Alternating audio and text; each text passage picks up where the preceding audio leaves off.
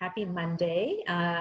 Welcome to our, I guess it's our third workshop from Power Purpose Play, and it's in the Reinvention series kind of umbrella of topics. And as I said just previously, if anybody would just like to say hello in the chat, just say, tell us a little bit about where you're coming from. And oh, hi, Maria from Boston. Awesome.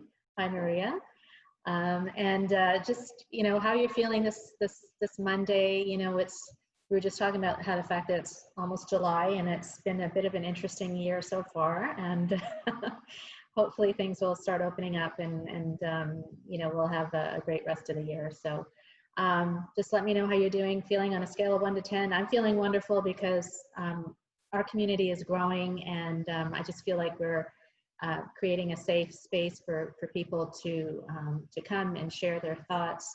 And that's another thing I wanted to mention is in these workshops, I do want to create a safe space so that whatever's on your mind, feel free to comment. If you don't feel like it, that's totally fine. But some of the topics can be sensitive, but just know that this platform is here for you, for your learning, and for us to inspire each other. So don't hesitate to comment if you'd like. For those, just quickly, I'll introduce myself. Some of you know me, some of you may have met me for the first time.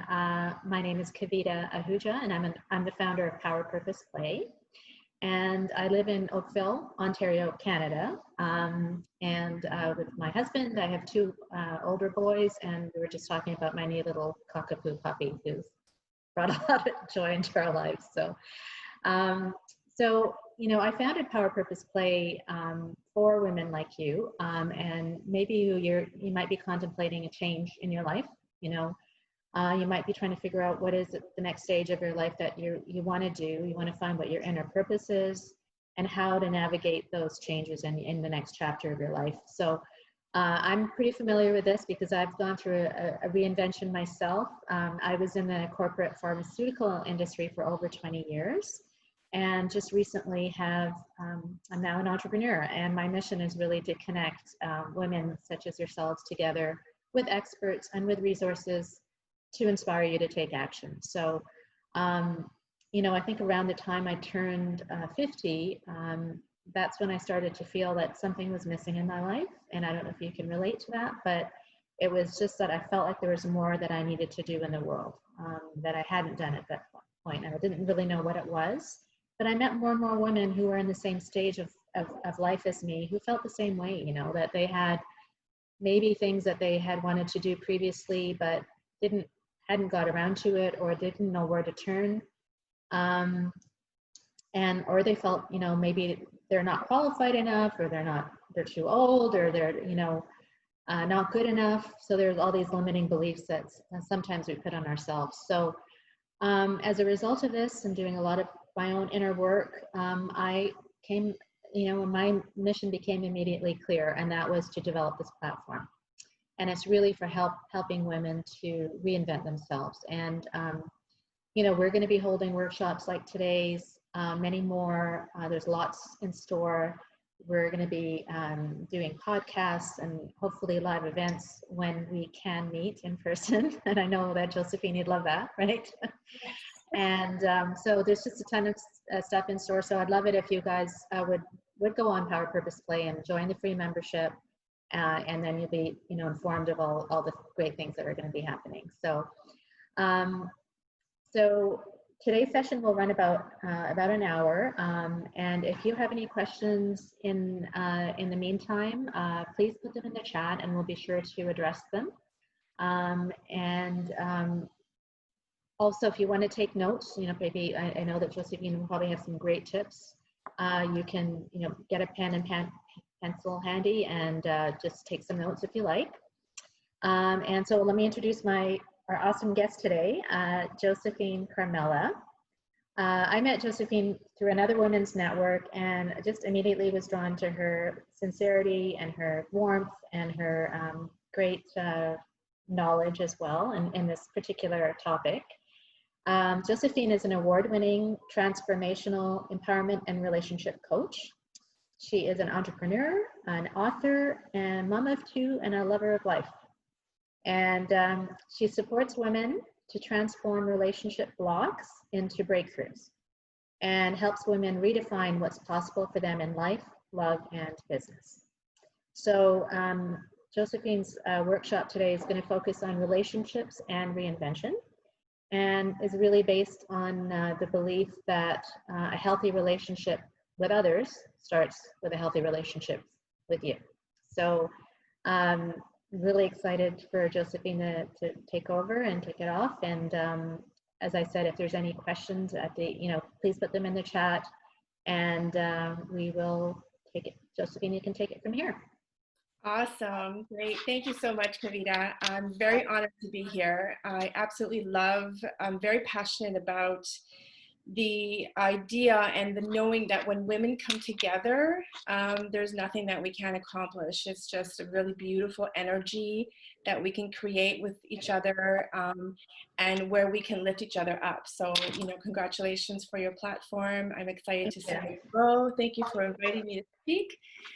This is something that I love to talk about, and it's happening a lot more as women are becoming more and more wanting to connect to something deeper. We're being called all over the world, like women are being called to, reinvent themselves. And for me, reinvention is about reconnection. It's something that we've known deep inside what we want to do, or there's a sense of a purpose. And, for whatever reason in our life, we've, become moms, we've become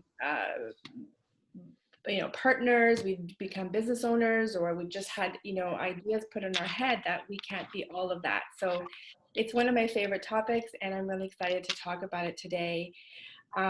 So specifically, I'm going to be referring to, what happens when we are within a relationship, because I can't even tell you how many times I have a client that shows up and is dealing with something about this, where we're designed to be in a relationship, and we tend to lose ourselves when we're in a relationship. And so how do we stay connected to ourselves, connected to our own power while we're in relationship? Because the fact of the matter is that we are born to love and be loved. We are actually hardwired as social beings to be in community with people, and to be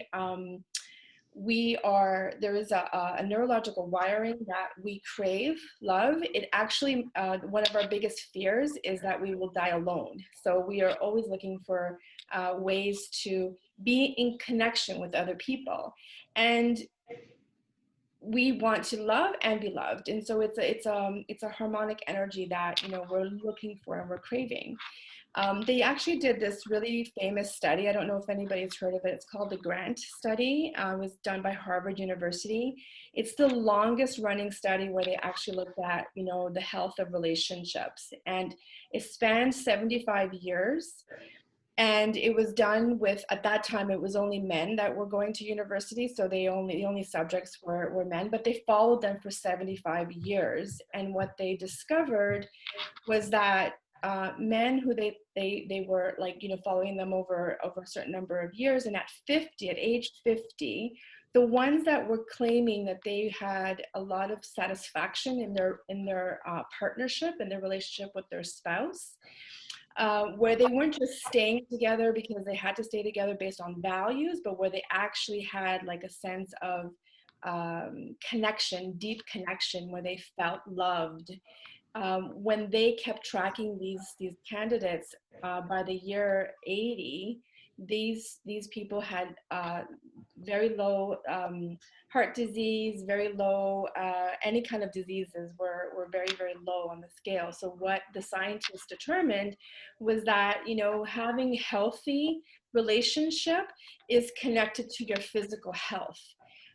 So it was a landmark study, and I mean, it's logical if you think about it. If you're in a stressful relationship and you're fighting all the time and there's a lot of conflict and you don't know how to do conflict, it's going to eventually affect your physical health. Mm-hmm. So with that as the basis, it's why we're drawn to relationship. It's why we stay in relationships sometimes. But I can't even tell you the number of times that I hear this. I had this myself too, where it's like we tend to lose ourselves. We get disconnected from ourselves, and then when that happens, we also disconnect from our partners in relationships. So I got very curious, and I wanted to know why this was happening. And I've come up with through my own research with my own clients, and over the years that I've been doing this work, I've come up with 6 different, reasons why we disconnect in the first place. So before we can talk about reconnection, it's important to understand what is it that we're doing that is disconnecting us to begin with. And you may or may not recognize, some of these. You may recognize all of them, but it's all just information for yourself to take in. And then afterwards, we can have question and answer. So one of the things that, we see, of course, and I work with women from all over the world. I work through Skype and through Zoom, so I've had clients, and what I've seen and noticed is that it doesn't matter what culture, doesn't matter what country, we have some kind of notion. It's a similar story where we've been taught as women to put others first. And from when you're little, being a little girl, there's some kind of, a story that was told to us that we're supposed to do that.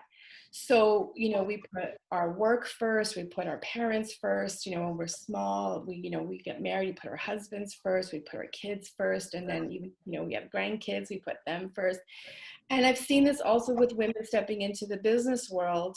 Then it becomes they put their business first. And what ends up happening is that we become more and more disconnected to ourselves, because we never have time at the end of that, when we're putting everybody else first, to really, really connect with who we are. And over time, it's very subtle, but over time, we tend to lose and disconnect from ourselves. Another something I noticed very, very strong was this idea, this myth that we need to earn the right to put ourselves into the equation, or to give ourselves, real time to ourselves. It's, work first hard. We have to work hard. We have to earn it. So it's like, oh, Friday, that means that, I can take a break on Saturday and Sunday. And I'll explain later, for the dynamic with women is that we need to recharge ourselves. And if we are constantly in a work mode, we're not going to be replenishing what we need, and how we need to use that to create what we want in the world and with other people. The other thing that I noticed very strongly is that there's also a sense of guilt and shame when we do take time for ourselves. So, I'll ask someone, oh, so you're taking a massage, but while they're in the massage room, they're thinking about, oh, I forgot to go and buy this piece of meat to make for dinner. Or there's a sense of, it's very subtle. We may not really be cognizant of it, but we have a feeling that we're not supposed to put ourselves first. It's kind of, connected with the stories that we were told. So when we do allow ourselves to do it, because now, it's a lot more out there that we can, and there's a lot more acceptance. It's still on a deeper level. There's a sense of having a feeling of feeling guilty that it's, not okay, and we have to justify it. Have we, worked really hard, and we put other people in front of us first, and then we can allow ourselves. But even when we allow ourselves, so we can go to the gym, are we at the gym really connecting to our bodies? Are we really listening and having that inner dialogue with ourselves? Or are we, thinking about what we need to do and what our to-do list is about? I guess that's just being present, right, Josephine? Yeah, right? Yeah. Being present, but also allowing those messages to come through, because sometimes they're difficult, to hear that, we feel guilty. We want to push them down. Mm-hmm. And the other thing too is that, it's a sense of well, at some point, we've as women, this year was the 100-year anniversary of the International Women's Day. And women have been fighting, in the background for rights all these years. And we fought for the right to go to work. We fought for the right to vote. We fought for the right to, want more than just having family, which is not, if that's what you want, that's fine. But, a lot of women want to also have career. And now we're wanting businesses, and now we're wanting and there's a sense of like, well, we're still wanting more. And it sort of permeates. It's very subtle, but it's definitely something that I sense a lot. I hear it from my clients. And it does disconnect us from the truth of who we are. The other thing that I notice a lot too, both within our partnerships, we are actually afraid of outshining our husbands, our partners, or significant others. If there is that dynamic set up already, where we don't want, and also we have this with other women too. It's called the red poppy syndrome, where we don't want to look like we're, boastful or overly confident, even though it means we're really good at what we do, and we're afraid of owning that. Within partnership I see this a lot, where women are, getting more and more business savvy and making just as much money, if not more money. That's one area that could be causing issues in a relationship, where the husband doesn't just know what to do. Mm-hmm. Because there was a point where we were more reliant on our partners, because they were the only ones that were allowed to go to work. So it's even though it seems like it was a long time ago, there's still that essence that kind of permeates underneath, right? The other thing that we do a lot is that we're following a masculine model. We have really cut out pleasure from the equation. And later on in the presentation, I'm going to go into more details about that. But basically, we stay in a doing state, and we're pushing for results versus, filling ourselves up with creative energy to create results. So the other thing is that we haven't been taught healthy relationship dynamics. It's not something that we've really learned how to do. Same thing, like we haven't really learned no one's really taught us how to parent these two areas of our life. And considering that partnership is such an important part of our physical and emotional and mental health, it's amazing to me that we're not being shown the way, because there is a recipe. There are certain things that must be in a dynamic with people in order for it to be healthy and thriving. So if we haven't been taught that, what tends to happen is that when trouble spots come up, and the fact that we've been taught to put others first and put the relationship first, we start to disconnect. We get really upset with ourselves, or we get upset with situations. We don't know how to solve it, and so it starts the slippery slope. We get stale. The relationship gets stale. It gets stuck. And what we start to do is we push for results, because that's what we've been taught. It's worked before. It works in business. It works with our kids. So we start to do that within our dynamic. We start to push. We start to take control, because control is a way that is something that we all do. Either it's covert or overt, or it's covered up, or it's actually really out there. We try to control so that we can get our needs met. So there's actually like a positive side to it, but when we're not doing it properly, we end up getting results that we don't like. We create bigger problems, and then we don't know how to fix those because we haven't been taught how. Ultimately, what starts to happen is that we're losing parts of ourselves within the relationship, and it's just, what attracted us to the person, or what they were attracted to, goes out the window, and now we're left with this, kind of dynamic that is not serving either one of us, right? We tend to blame the other person instead of looking at what's happening with ourselves. And we try to fix it with whatever tools or means that we have. We don't get help early enough. And a study I read once talked about how on average a couple will wait 6 years before they actually seek help. Well, in 6 years, the amount of damage that, because it just becomes habits, bad habits that get entrenched. it takes a while to unravel all of that. So, we try to fix things in a way, we try to fix our partner versus, reaching out for help. And at every point, we just keep losing more and more of our essence and our radiance, right? So I'm telling this to my clients, I'm like, if you've lost you, how can your partner find you, right? And a healthy relationship with anybody else and with your partner starts with a healthy relationship with you. So what happens? What do we do if we're in the situation where we need to, it's reinvention and reconnecting, really, because to me, reinventing ourselves is going inward into our intuition and finding those pieces, like dialoguing and understanding those messages that have always been there, right? Like our purpose has always been knocking at our door. We haven't been necessarily listening, but that's part of that process. When you're in a dynamic with a person, you can't just extricate yourself from the relationship and do work on yourself, or just take them out of the equation. So how do you do that while you're in a relationship? What we're looking to do is to reconnect, to restore, realign to our purpose so that we can radiate. And I've come up with this program that I've been running for the last couple of years. And this is the process. When Kavita asked me to share something about what would help women reinvent themselves, this is a perfect, I thought immediately, this is what, these steps will definitely put you back on the right track.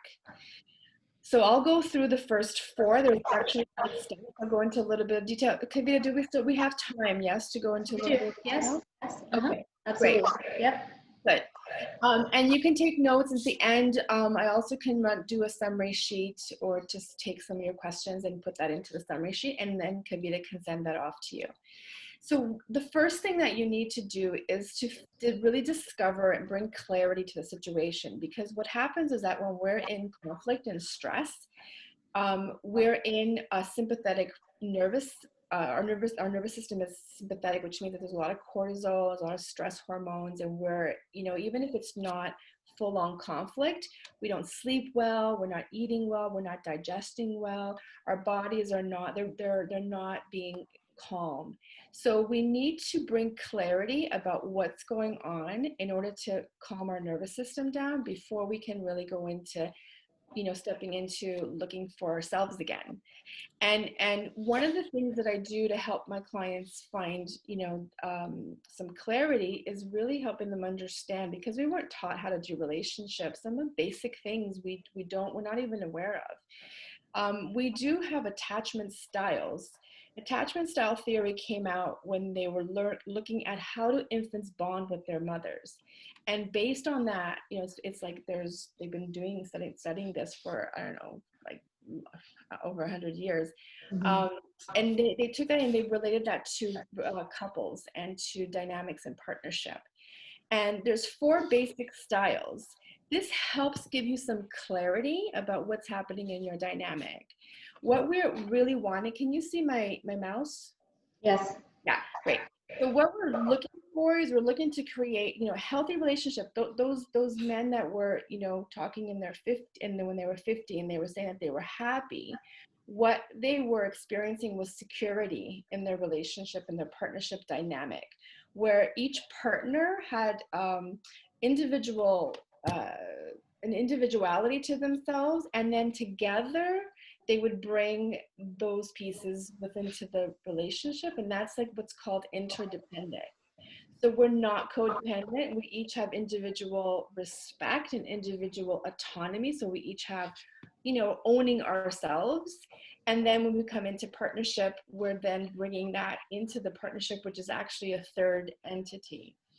It's the holy grail, right?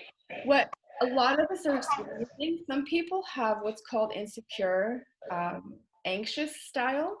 And what that means is that they are overly obsessed or overly concerned with what's happening with their partner or their relationship. So they need a lot of reassurance, they're worrying about if they're going to lose their partner, if something's going, they're acting differently, they start to get very anxious about what that could mean.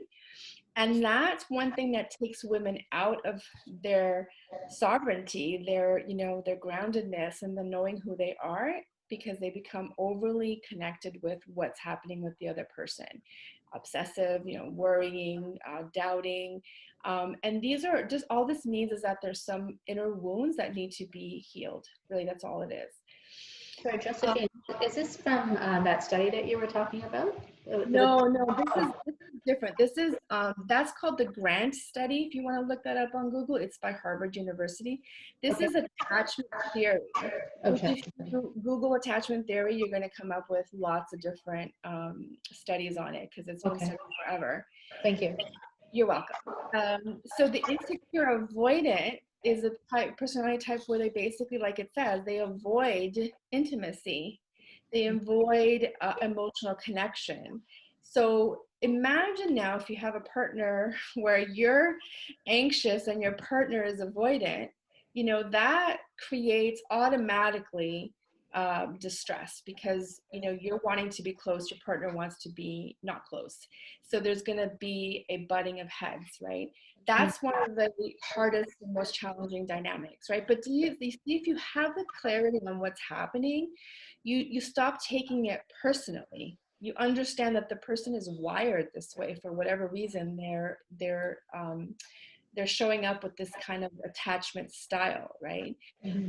Imagine two people who are anxious, right? If you've got, you know, it's also going to create some challenge in the relationship. The best scenario is if you have a secure person as one of the people and you can have an anxious person or an avoidant, because a secure person who is very secure within themselves will help the other person. They can help the other person come to a place of security themselves because they're secure, they're not overreacting with the other attachment style, if that, you know, kind of makes some sense. So what we're looking for is, that's why I say it doesn't require both people to help the relationship. If you're owning yourself and you're reconnecting to who you are and you're reinventing who you are within this dynamic, and that's bringing you to a secure place, that's going to ultimately have a good shift in the relationship.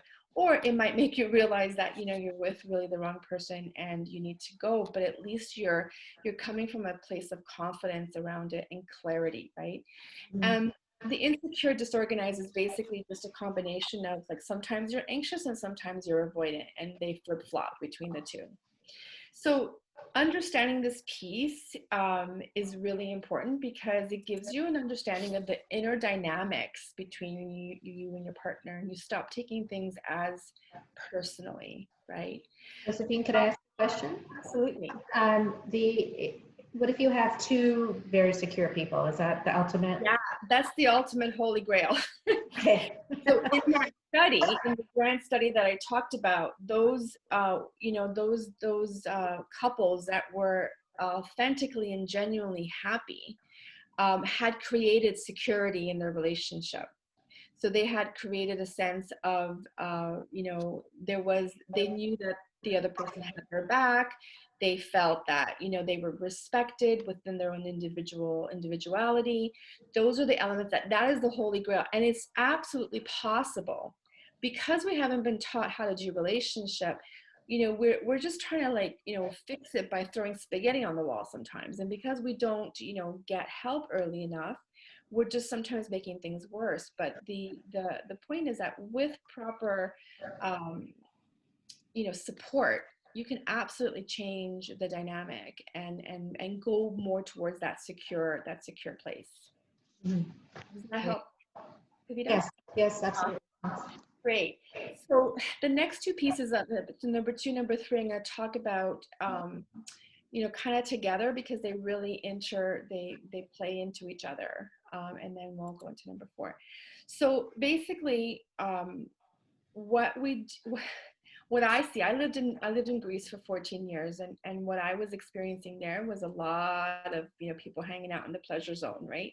And not a lot of doing. What I experienced here in North America, it's very interesting. It's like there is a heck of a lot of doing and not so much pleasure and being. Now, these three areas are really, really crucial for us to tap into on a daily basis. You know, the B piece um, is about your inner guidance, right? If you want to reinvent yourself and you want to reconnect to yourself, you must go inward. It's not going to come from an external source. It's an internal messaging that, you know, we need to open ourselves up to hear, right? But what I see a lot is that we get stuck in the doing. Doing is what is rewarded in our society. So, you know, and because women adapt, the feminine really adapts. Like we've adapted this as being the way, you know, the way it should be, where, you know, we celebrate our to-do list at the end of the day, like how much, you know, our day was successful because we ticked off a lot of the boxes. We finished off our list, or we feel bad about ourselves because we didn't do enough on our list. And it's very tricky, and it is a slippery slope if we don't have that inner awareness to really gauge if we're spending too much time in doing, because it's literally like pushing a car that doesn't have, you know, battery. The battery is not charged. You cannot the car won't start. But because, you know, of course humans are designed differently, we can push, but we are not being fed. And when we're not being fed, we are running the risk of going into unhealthy dynamics with ourselves, so our own health, our own mental, emotional, and physical well-being. So it's really important, and it's something that I notice a lot in my clientele, that, you know, they feel guilty about incorporating pleasure, and just spending time with, like, you know, being with themselves. Even, you know, they go to yoga and it's like, okay, I'm doing it there. But I'm talking about when with you by yourself in the mornings, you know, or in the evenings, or whatever time works for you. Having that relationship with your inner world and yourself is what is, you know, gonna create a solid foundation for you to relate to other people. Mhm. And the pleasure principle, I love that Kavita talks about this. It's so important because it's a vibration. So when we are in pleasure, we are designed for pleasure. Our body, our physical body, our humanness is designed for pleasure. All of our senses have a pleasure element to this. And so again, there's a lot of myths around pleasure. Like, you know, we have to work Monday, Tuesday, Wednesday, Thursday, Friday, and then we can have pleasure on Saturday or Sunday. Or, you know, there's a lot of different, we feel it's luxurious to have pleasure. But we need to really understand that the human design is about pleasure. And if you just think about what happens to you when you listen to a piece of music that you love, right? You just come alive. What happens when you see a beautiful sunset? You know, what happens when you eat something that's really pleasurable? Like, you are literally awakening yourselves. And you really need to ask yourself, am I allowing simple pleasures in? Like, am I mindful of allowing this in? Because what I see a lot, and you may or may not relate, is we get stuck in the doing space. And that's that masculine driven, you know, linear way of just getting things done, but it's not a balanced, healthy way for ourselves to be. Um, so here, if we, and this is what I work when I work with my clients, it's I always get this comment where they're like, you know, and then I'm working with very, very successful women, and they're like, do you know what I had to do to get to this position? Now you're asking me to, like, you know, slow down and to be more inward and to sort of allow more pleasure in. And I get resistance at first because we're habituated, right? We resist it. However, what ends up happening, you know, when they're open to the coaching and they start allowing these pieces in, they actually find out that they have more energy to do. They get more stuff done because you're being sourced. You're actually putting, you know, the battery is being recharged, and it's being charged in a very authentic way. And this is where the reinvention piece comes in, because it's not just about finding things to do that, you know, in a quiet space. It's really connecting to the core and essence of who you are. When we're able to do that, you have, you know, you're in alignment. And when you're in alignment, you are in massive high vibration and pleasure. And that feels like you're driven by a sense of purpose, right? So that's the piece that is really important. That's what happens. You actually are doing things a lot quicker because you have a lot more balance in your life, if that makes sense. Kavita, does that make sense? Do you have any questions on that? How do you convince them to let go of all the doing? That is a great question. It does take, so first of all, if someone shows up to my door, they're coming in because they're ready to be coached. They're ready to be open. There's part of them that's saying, they've raised their hand and they're saying, yes, I don't know what it's going to look like. I don't know exactly what I need to do, but I know that something's not working. Yes. So what generally, it's my job is just to remind them of that. Like, okay, well, what is not working? What is the pain of staying where you're at costing you versus trying something different? And very quickly, they will see that, incorporating some of these techniques starts to feel really, really, really good. I actually have one of my clients, she's just wonderful, real estate agent, super, super successful, makes way more money than I do, very, very driven, very goal oriented, and, having a lot of trouble in her relationships with her kids and with her husband. Because she was basically doing her relationships the way she was doing her work, and she was very quick at getting things done. And relationship language is very different. It's you have to interact with somebody on, you have to meet them where they're at. So she did not have a lot of patience. Right.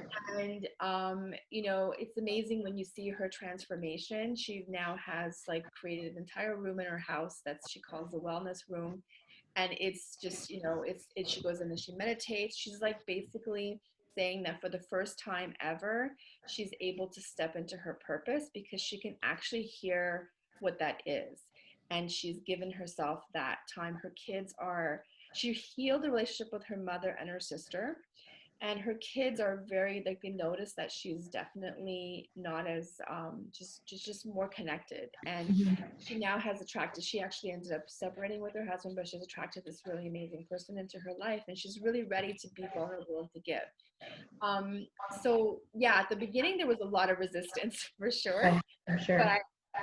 But it's about reminding yourself about why you feel the pain. Like resistance is like, there's always going to be a piece of you that resists, because we're designed to stay where we are, but we're also designed to grow. And so it's actually an interplay that happens. When that actually happens with you, you're feeling that tension, it's a good sign. It means you're ready to make a breakthrough.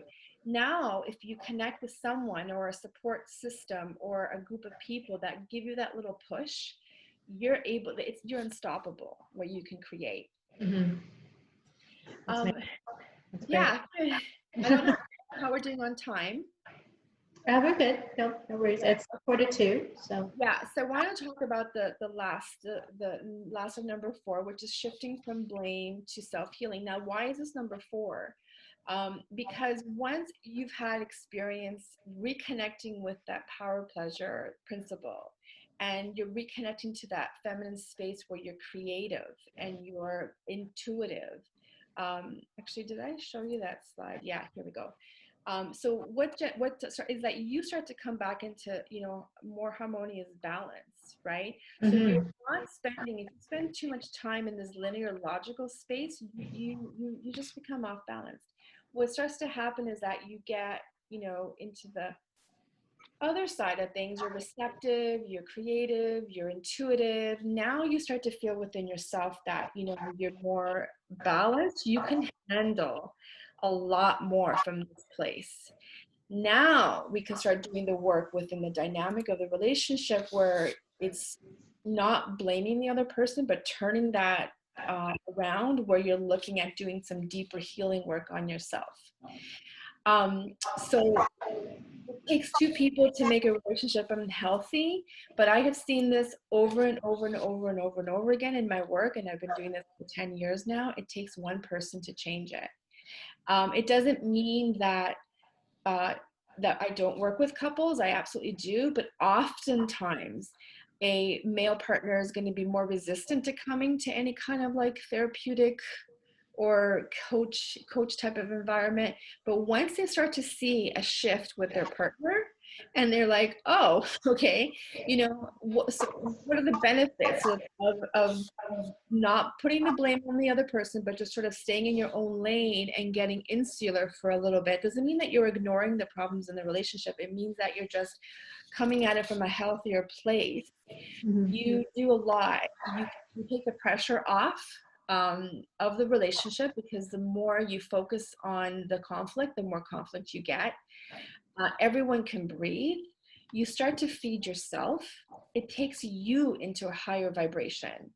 It's that same vibe that you can connect to that you had at the beginning of your relationship. It's like you go back into a place where you're connected with your radiance in your own essence, right? That no one can give you that. It's not your partner that's giving you that. It's you're allowing that. When you were initially with the person, you were just flowing that way, right? And then oftentimes hurts and wounds show up, and we don't know how to deal with those hurts and wounds, and then we start to close that part of ourselves down. The other thing that's really, really important is that more often than not, what we're feeling about ourselves is exactly what we're mirroring to the relationship and what we're projecting onto our partner. And this is the piece that is very, this is where the breakthroughs start to really happen.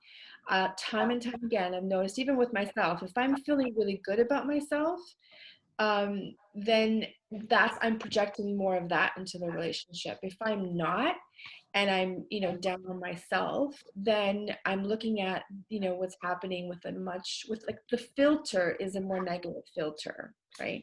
And this is not about, actual betrayals or wounds or hurts that the person, you've experienced. Those need to be healed separately. But generally, as a general rule of thumb, and they've done studies on this as well, where if you're feeling good about yourself, or you have healthy thoughts and you're like feeling connected, your outlook on your relationship or your outlook on life is just, more positive, and the vice versa happens. So a lot of times the things that we're, upset or frustrated about with our partner, really there's a sense of what is happening within ourselves and how are we thinking about ourselves. I have a client right now who believes that she actually gained a lot of weight. And through the gaining of weight, she reconnected to a self-loathing that she used to have in the mirror when she was a kid. And because of that, now she's starting to see a lot of the things in the relationship that she's complaining and very frustrated about, but it's really not what's happening out there. It's more, what's happening inside, the shift that happened within her, if that makes sense. So the other thing is that you shift from blaming and not, projecting everything onto your partner. You're able to heal. You have the space and you have the energy to heal what's happening within you. When you do that, your partnership will automatically shift. And I've seen this happen time and time and again, with our kids, with our employers, with our significant, it's harder with your significant other because there's a lot more, emotional baggage there, but it absolutely does happen there as well. So the other pieces of this puzzle, we'll just go through it really quickly because I want to be cognizant of time and give some time for a quick Q&A. There's a sense of, so once you've done the first four, if you start to like work in that a little bit, you will feel better, and your outlook is going to be, you're going to have a lot more energy to work with to create happier and healthier results. Then you have more room or space, let's say, to talk about emotional mastery, like what's happening within your emotional system, so that you're learning how to respond versus react. So we're not reacting from your emotions, but responding, and not like speaking up for yourself without hurting the people that you love. Learning the art of conflict, like that's actually the ebook that I'd like to gift you if you're interested in that. It's 60 pages of learning about what conflict is really about and how to do it so that you're creating win-win situations. And those are skills. No one taught us this stuff. It's skills. Understanding the pillars of a healthy relationship, which absolutely includes that interdependent dynamic that we were talking about, creating security, which absolutely means that you are owning you in the relationship. Sometimes, dynamic is that where the one person is owning themselves, but the other person is not, and then that still creates like a disbalance, right? So you do want both people owning themselves to have that strong, secure foundation. And then we just spent some time with integration and embodying, because that's where the transformation happens, is when you embody it, not when you understand it with your logic or your mind or just the conceptualization of it. It's when you have actually, it's become something cellularly that's different for you. So I always tell people, my clients, anybody who's willing to listen, if you want to be treasured, you must treasure yourself first. And again, this is the ebook that I'd like to give if anybody's interested in that. And that's really basically my thoughts for today. I think, Kavita, do we have time for Q&A? Yes, we do. Let me just see if there's anyone in here. If anybody has any questions, either you can unmute yourself, or if you want to put them in the chat, that would be wonderful. Jennifer saying, I would really appreciate the booklet about the art of conflict, and for sure we'll get that to you. Awesome. Okay. Yeah, that was amazing, Josephine. It's really nice to be able to have this kind of step-by-step kind of look at relationships, especially as we're changing and Yes. in different stages in our life. And I love the way you've put that together. So I've kind of made some notes to just maybe summarize for people, and maybe that'll jog some questions. So you had said that, in terms of the stages, we put ourselves first, we put others first. Yes. Ourselves. wrong one. Right. We put others first. We feel like we need to earn it before we actually put ourselves first. There's the guilt and shame around it. Mm-hmm. And the fear of outshining the other person, following the masculine model, and the fact that we weren't taught healthy relationship skills in the first place, right? Yeah. And what disconnects you from yourself over time, right? Doing all these things that we're not necessarily aware of cognitively, like we're not consciously aware, but over time, doing these things will disconnect you from you. When you're disconnected from you, you're automatically disconnected from your partner. Yes, absolutely. There is a question here from Maria. Is it possible to make a relationship work if the two are not securely attached? It seems looking only for a securely attached person limits the pool. Yes, absolutely. So what a great question. Yes. First of all, because we weren't taught what relationship is really about, we have this idea that, Disney sold us this lie that it's supposed to look a certain way, drama stories sell us a lie. We don't have the actual skills. We think it's harder than it is. If you're to look at your, what happens in your relationship, there's usually patterns.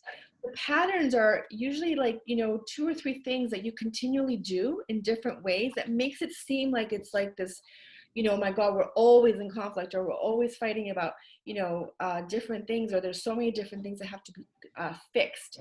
But if you look at what's actually happening, there are patterns, and oftentimes those patterns come from unmet needs, because we need to be heard, seen, and validated in relationship, right? So think about that. If you just learn to do that, just learn to really see your partner, really hear what they're saying, which is difficult to do because we want to stay in blame sometimes. It gives us a sense of protection. But if you really hear what they're saying, which is about being empathetic to the person and validating their experience, which is different than your own experience of it, right? So just these 3 things, implementing that on a bit of a regular basis, there will be a lessening of tension and conflict in the dynamic, like automatically, right? Now, if 2 people are doing that, you've got the workings of, learning how to go to secure space.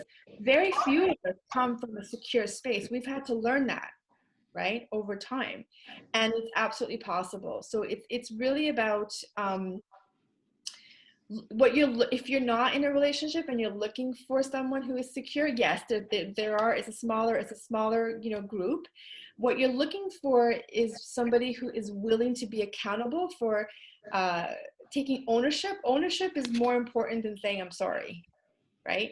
Someone who says I'm sorry, that's great, it's really nice, but when you take ownership of what you did that caused pain to the other person, now you're looking at working with somebody who is able to learn some techniques and some skills that will up level your relationship, right? Relationship is a path, and it's a journey, and it's a path through, back into ourselves, but also, learning how to commune with another person. So it's an excellent question. I love that. Great, Maria, did Josephine answer your question there? Do you have anything to clarify, or? Yes, okay. And the most important thing too is making yourself secure. So if you're learning, that's why, doing that inner work with yourself, you won't resonate. Like, so for example, if you're really insecure, you tend to attract that back, right? But if you're working in your own lane, you kind of spot things in other people, right? You spot, the attraction to those dynamics are not healthy. It's not as sharp, if that makes sense. So the work is always with, starting off, you can always work with yourself to up-level yourself, and that will have an effect, a ripple effect outward. I really like that, the power of pleasure principle, that the doing, the being, and I think that's so important that we often forget that, there has to be those three corners of the triangle in order for us to be whole, right? So daily. Yeah. And daily. Yes. Right? Without guilt. Sorry? Without guilt. Without guilt, yes. Pleasure, I tell my clients all the time that pleasure is not a luxury. Pleasure is a necessity. And I get varying degrees of resistance towards it. Some people are like, they really love the idea of it, but don't know how to do it. And some people are like, oh my goodness, but in the practice of embodying it, it starts to become very, it's how we're designed. It's how we're human beings are designed. We wouldn't have been given senses. We wouldn't have, there's so many things that we are designed to, want more pleasure and less pain, right? So there's a reason for that, right? We're not meant to be, even our nervous system, when we're in conflict, it's fight, flight, or freeze, but it's designed for short bursts. Right. So if a bear is chasing us, it's supposed to be like, we're in danger. It's very quick, but we're supposed to return to a state of harmony and equilibrium, right? Right. So that pleasure piece is super, super vital on a daily basis, because it's calming your nervous system. It's feeding your emotional system. It's raising your vibration. It's doing all these wonderful, wonderful things. So yes, get rid of any guilt. It's fantastic. We have a question from Jennifer. Do you have resources for teens dealing with unhealthy relationships? I actually have a contact of a person who is doing tremendous work in Colorado, where they go into the schools and they're teaching kids about relationship. So I can pass on that resource for you, no problem. I'll send it to Kavita, and yeah. Sure. And then Maria has commented that I second Jennifer's question above, and how can we, those of us who are parents, ensure our children grow to be securely attached despite outside influence that may work against it? So excellent question as well. It's literally about, the inner world. So helping them understand the importance and valuing their inner world. Like, I'm a parent, I have teens. And, you know, I'm constantly giving them this message. My teenage son is like poo-poos anything that has to do with meditation, or like, you know, it's like, here you go, mom, like however, and my daughter is more open to it. Like she did, you know, when she was doing her exams last semester, she listened to, you know, some tapes around like to help her get centered, all that kind of stuff. But, you know, yeah, kids are not gonna be automatically drawn to this stuff. However, it's still important, like over time, once they get through those years, they come back. There's a foundation that you've created for them where you've let them know that their inner world is really important, and helping them foster that connection with themselves. So for example, with my kids, I'll always ask them, you know, what is their inner guidance telling them, you know? And a lot of times now they're using that against me, right? When they were younger, it was very pure, very like, you know, very honest, genuine answer. Now they figured out that, you know, well, I can tell them, you know, my inner world is telling me I need to spend more time gaming. Oh, really? Wow. Okay, that's good. Your work is paying off. But the point, it does. Yes, it does. You know, they're just utilizing it, but it's like anything, you know, you go back to your roots, you know, you rebel, you kind of go out there and explore, but you come back to that place, and it's your foundation. So, you know, doing that, modeling that yourself, but also really encouraging your children to have that sense of autonomy. There's actually, now that I think of it, I've also seen somewhere this journal that depends on the age of your child, but there's I think they have to be below 10. There's a journal that helps them understand, you know, powerful ways of grounding yourself, believing in yourself. It's so important because teenagers today have a lot more to contend with, you know, the social media. It's rampant, and if they don't have a solid sense of who they are, it's difficult to meet that peer pressure. Mm-hmm. I had a question, and this maybe it might be a big topic, but with the pandemic and everything that's going on, you know, people being now together with their families and their loved ones, have you seen more conflict in relationships or less, or how has the dynamic changed? Yeah, it's definitely more because there was a lot more distractions before. You know, there were a lot more distractions where, you know, you just, it's easy to stay out of the house. It's easy to, even if you're in the house, it's easy to avoid dealing with the, you know, the real issues, right? And that was the problem. And so the pandemic has definitely brought out the strengths and weaknesses in a relationship. So if you, some couples have gotten closer, and a lot of couples are dealing with, you know, because if they were it's what I said before, if you wait, if you're in that 6-year period where you're not dealing with your relationship issues, you know, those are just built, they don't go away, they're on the back burner. And so now you're forced to stay indoors, and you're forced to stay, you know, insular. That stuff's going to start to come up, and we don't have the tools. This is what's so heartbreaking for me. So what I did do actually is I created I call it a 3-hour power session, because, and I've been doing a lot of those because it helps people create a strategy. Spending an hour with a couple when they've been doing these things for years, when they don't understand the certain like dynamics that are happening underneath. And if I spend 3 hours, like we do them on Zoom, obviously, there's a lot of clarity that comes up, and we leave with a bit of a strategy on how to cope better, and a strategy with what things need to be addressed to actually up level the relationship. And those have been really I've been getting good feedback from that, because it's a good chunk of time to actually deal with, to get to the meat of what's really happening, and not to just continue to avoid, right? Right. Fantastic. That sounds great. Is there any other questions? That's it.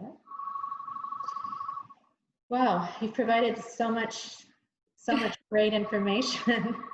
I want to make sure that everybody on the line is able to connect with you and find out, you know, if they would like to access your great work, or if even if they want to have a session with you, Sure. maybe you could let us know where to find you. Yes, so I'm on, well, I can send you the information, my website, my email. Email is the best way of reaching me. I'm on Instagram and I'm on Facebook too. I can send that over to you. Yes. And, Okay. absolutely. I mean, Yeah. I do the 3-hour power session, either for individual or for couples that want to come together. And also I do a discovery call for an hour, which is complimentary if someone just wants to, see what's happening and get a bit of clarity, get the ball rolling kind of thing. Sure, absolutely. So as Josephine said, that I believe that the ebook, and I know there's a few people who would like to receive that. If you want to send me an email at kavita@powerpurposeplay.ca, and that way I can just send it to you. Josephine's going to send me the link after the call, and also I'll send her her information, the contact information. So that was incredible. I really learned a lot. And, as we navigate changes in our lives, it's not only about our internal changes, it's about how we deal with other people. And that's Absolutely. so important to be able to address that. So thank you very much. You're very welcome. It was my pleasure. And thanks. So I just wanted to also mention again, if anyone has not been to Power Purpose Play, please join. It's a free membership. As I mentioned before, we're going to be having a ton of future workshops and a bunch of other things that are going to be very exciting. I'm launching a podcast series. Also, we're writing articles about women who have, everyday women who have reinvented themselves. So as a source of inspiration, as if they can do it, we can do. And learning lessons about how to overcome challenges that we all have as we navigate our next stage in our life. So again, it's I want you to be part of our growth, and we are growing, and it's exciting. And I just, any comments you have as to what stage of life are you in, what kind of topics do you want to hear about, please let us know, and let me know. Send me a text, send me an email, and we'll be sure to address those as well. So unless there's any other questions, I think that's a wrap. But thank you so much for attending, and thank you, Josephine, for such an amazing talk. Really appreciate it. It was a lot of pearls of wisdom, so appreciate it. Thank you. It's great to Thanks, meet everybody. everyone. Take care. Okay, thank you.